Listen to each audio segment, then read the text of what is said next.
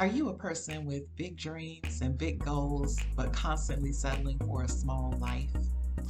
I want to invite you to take a listen to today's video where I expose what's really behind you settling for being in the back of the room, settling for less than your best. Maybe you've been conditioned to live a small life. And today I want to show you how to shine your light and stop apologizing for being you. I hope you're ready for that. Let's go. Hi, I'm Melissa Brown, your soul love coach, and today's topic is, can I get a witness? Can I get a witness, y'all? And let me just explain to you what a witness really is.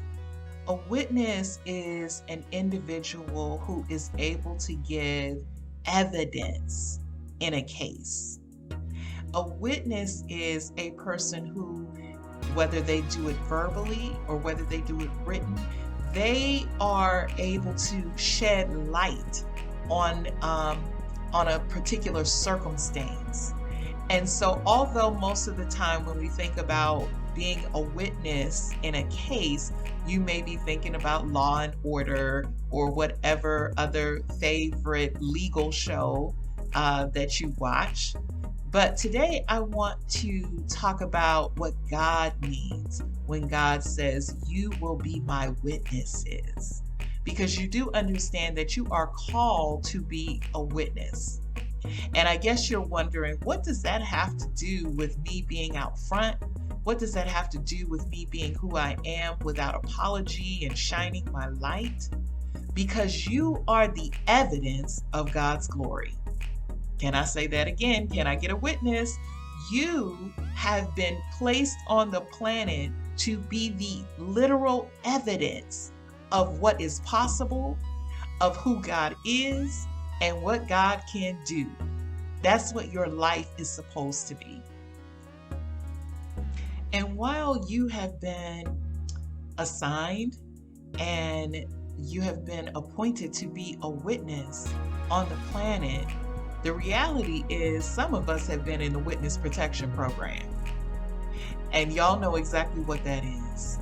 We put people in a witness protection program when we don't want anyone to know who they are.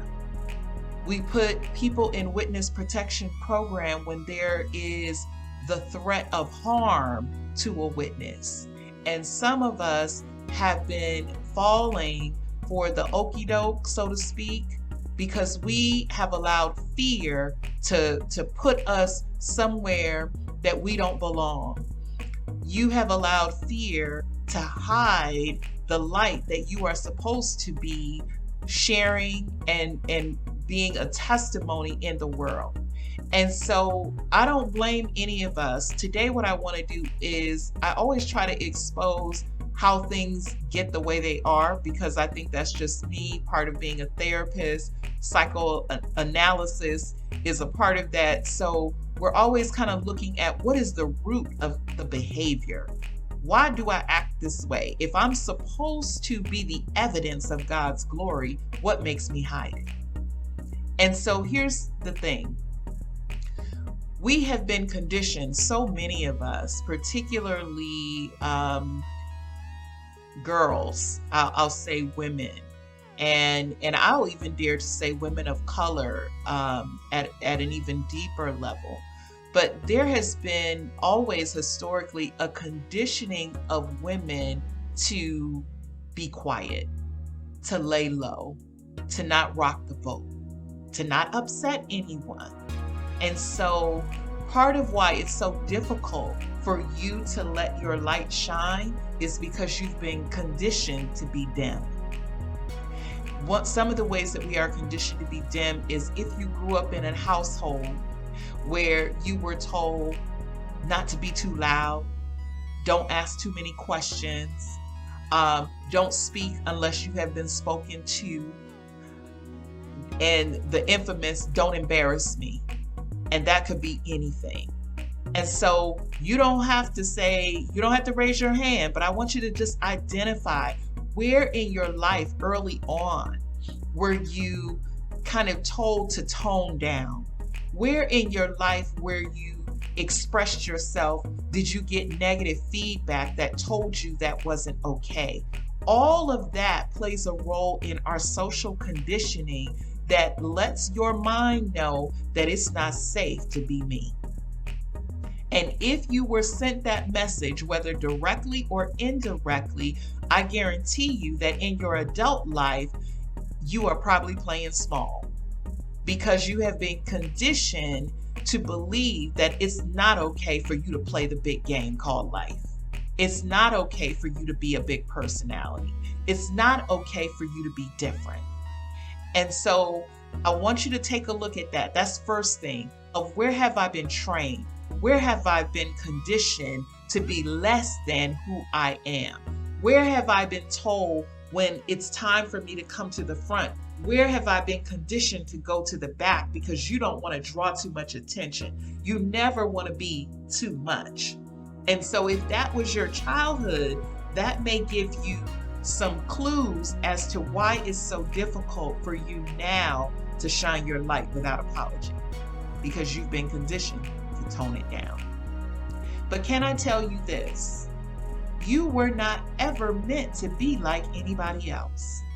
If God made the beauty of the flowers, the beauty of nature, and the scriptures say that not even the lilies are all alike, that every single thing that was created unique, beautifully made and unique, that even if you have a twin and it could be an identical twin, don't you know you got different fingerprints? Because you were not meant to follow the crowd. You were not created to be just like anybody else. You were created to be you. That you are fearfully and wonderfully made, and marvelous are God's works. Do you know that? Do you know that? And so, that's one of the misnomers, I think, that we have often been conditioned and told that you got to follow the crowd. Even though, on one hand, you're told don't follow the crowd, but on the other hand, anytime you stand out, you're punished, you're penalized for being different. But can I remind you, God made you different? That there is somebody, a group of people, in the coaching space, we say everybody has a tribe. So there are certain people that I know I'm made for. And then there are certain people that are made for somebody else. And that's okay. And that's why we're all different. So if you have been looking kind of over the fence of your life and trying to compare yourself and saying, oh, I wish I was more like that, or I wish my personality were more like that, I wish I could dress like that or look like that, you are enough for what God has assigned to your hand. And again, you are called to be a witness. Different witnesses appeal to different people. So it's critical it's so critical and important for you to be you. Here's the third thing that I want to kind of just highlight, because something happens when you're not who you are. So many of the women that I work with, they come to me and they may even be saying, Melissa, I've done all the things in my life that they said I should do. They said, I check all the boxes. I'm happy. Here's the danger of being like everybody else, because I meet so many people who tell me, but Melissa, I have the house, I have the career, I have the man, the children, the dog. You have everything in life that Instagram paints and says, this is what success is, or this is what you should have. And if you have all of the material things and you have accumulated and accomplished all the things that people have put on the list for success, the question becomes then, why am I still unhappy? Because happiness is not outside of you. Happiness can only be found within. And sometimes you have to take a look at the fact that you have gotten all the things, but you've lost yourself. And you can't be happy if you don't have you. A house doesn't have the ability to be a home without you in it. If you're not able to be emotionally present, if you're not able to bring your fullness, your personality to it, just because you buy a nice house in a nice neighborhood is not going to make it a home. You can have all the money you want in a bank account, but that does not make you feel good about yourself. It does not make you feel, it does not cure insecurity when you yourself have not figured out that you are enough. Because when you're operating, trying to make outside things your inside value, it is never enough. It's never enough. And so you are the key to your happiness. You being you is the key. Are you happy yet? Are you happy yet? Have you found you yet? Maybe the missing piece is you. And here's the final thing that I really want to leave you with. Finding you is a gift. Because you do recognize that we live in a world, and it's just so obvious with all of the violence that is going on, and all of, it's really just a very chaotic environment. The lack of emotional and spiritual grounding that is just pervasive on the planet right now. And so to be able to be synced up with who you really are is a gift. And when you have found a gift, it is your responsibility to show it off. Who gets a beautiful diamond necklace and then keeps it in the jewelry box? Who gets a gorgeous outfit that, whether you picked it out yourself or someone gave it to you as a gift, and then you never wear it? And so when you hide yourself from the world, you are the gift that is yet to be revealed. You are the gift that's still in the wrapping. You are the witness who never testifies in the case. And so the appeal that I want to really sink into your spirit, into your heart this week is, are you willing to be a witness? That's the last thing that Jesus said is, go, be my witnesses in every part of the earth, in the uttermost parts of the earth. Be my witnesses in the inner places, in the places that you call home, as well as the faraway places. And you cannot be a witness if you are still hiding. It is time for you to show the world who you are. There is such a thing as an expert witness. There is such a thing as character witnesses. And you bring character witnesses to the trial when you need somebody to testify on the character of the person in question. And you've been through some things. Come on, expert witnesses. You've been through some things that only you can tell and testify about. You have expert experience to know that God is a healer.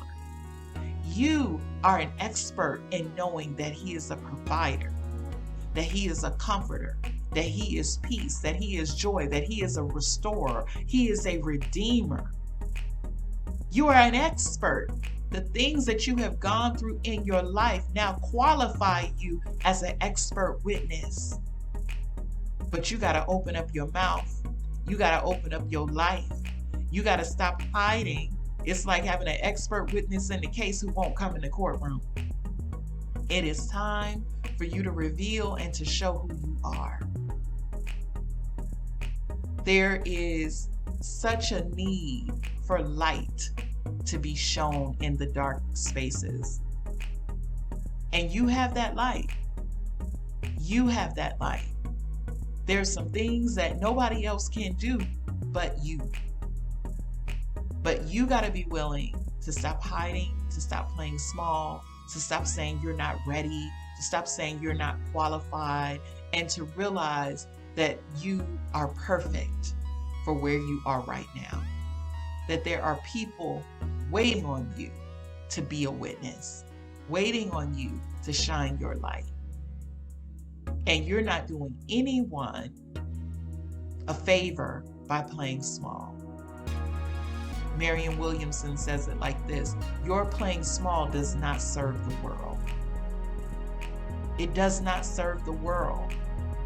You avoiding people talking about you or saying stuff about you doesn't serve you, and it doesn't serve the people who are waiting on you. Because the same folks, they're just like there are people who are going to talk about you shining your light, there are people who are going to celebrate and be inspired by your light. And you get to decide who's your audience. Who you playing to? Are you here to appease the people who don't even know you, don't care nothing about you, and just have a bunch of idle time to sit up and talk about other people? People who don't even matter in the scheme of things? Or are you going to make your life count? The choice to shine, to be a witness, is always yours. And this week I want to invite you to be you. To stop apologizing for being you and just be. Just be. Just be who God made you be. I want to say thank you so much for listening, for tuning in. I love to hear your comments. So if this really resonated with you, if you could really connect with the whole concept of making yourself small, playing small, just to make other people comfortable, to kind of learning and being conditioned to stay out of people's way, but you have an understanding now, you have an inner knowing that you were meant to be light, that you were meant to be you, and understanding that you're really not serving anyone when you tone yourself down, when you water yourself down and limit yourself, because we need you. And so if you really connected with this, like this video, share this video. I'd love to, even if you don't do anything else, but just put a little heart in the comments to let me know, Melissa, I feel you. I feel you. I'd love to hear from you. And if really coming into your own and kind of letting go of past conditioning is something that you've been working on and struggling with, I want to invite you to join me for the Summer Surrender series. If you don't know, I recently wrote a book called The Soul Surrender, and you can get that on Amazon. But it's a 30-day devotional that really guides you through the process of letting go of your will and your way so that you can get aligned with God. And so the feedback has been so great. And the book actually started as one of my online courses. And so we're kind of going back to the basics. And so if you're interested in that, I invite you to join me. I'm going to put the link in the description. The investment is minimal because it's my birthday month in August. And so $50 because I'm turning 50. And that's my gift to you. But more than that, I would just love to see you in the circle. We start August 1st. We're going to meet every Monday during the month of August at 8 p.m. Eastern Standard Time, 5 p.m. if you are on the West Coast. We probably won't meet for maybe a little bit more than an hour. So you are free to come into the room. You are free to kind of lay those things down that have grabbed hold of you so that you can really be free. It is so time for us to be free. So much love to you, and I hope to see you real soon. Bye-bye.